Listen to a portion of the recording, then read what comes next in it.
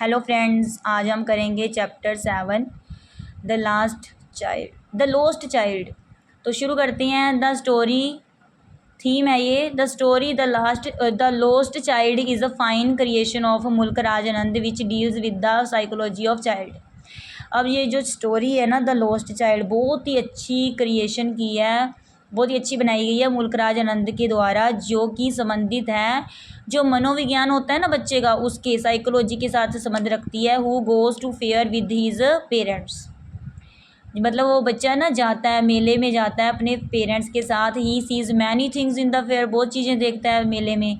The festival of spring was on, मतलब बसंत का मौसम, बसंत की ऋतु है।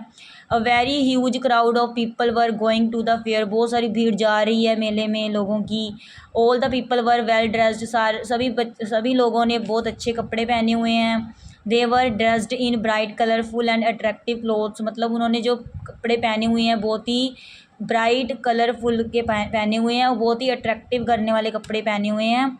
दे were using different means of transport, तो वो अलग अलग ट्रांसपोर्ट, मतलब जो साधन है, कोई कार पर जा रहा है ना, कोई बाइक पर जा रहा है। Some were going on foot, तो कुछ तो पैदल ही जा रहे हैं। Some were on bullock carts, कुछ बैलगाड़ी पर जा रहे हैं। Little child was also going to fair with his parents, एक छोटा सा बच्चा भी अपने पेरेंट्स के साथ जा रहा है मेले में।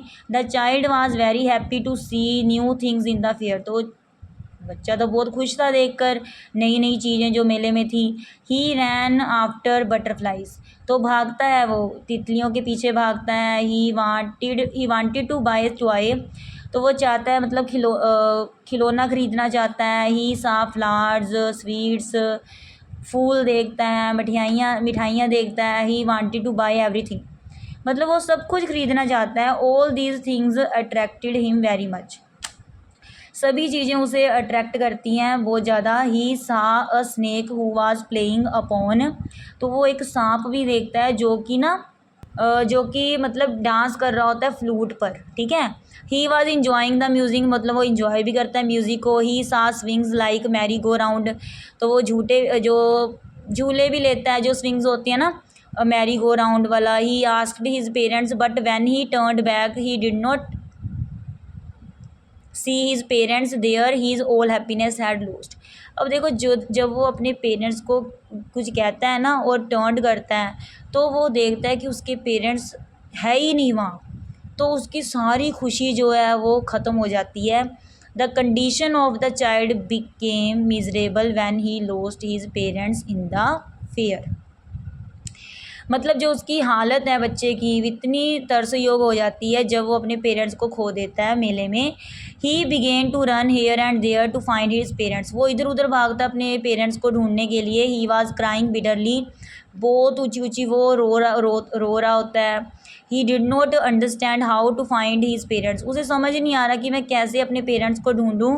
ही tried his best to find his parents, तो वो अपनी पूरी कोशिश करता है ढूंढने की अपने पेरेंट्स को। Then a young gentleman picked him up in his arms and asked him about the reason of crying, तो फिर एक यंग जेंटलमैन आता है, उसे उठाता है, फिर वो उसे पूछता है भी तुम क्यों रो रहे हो।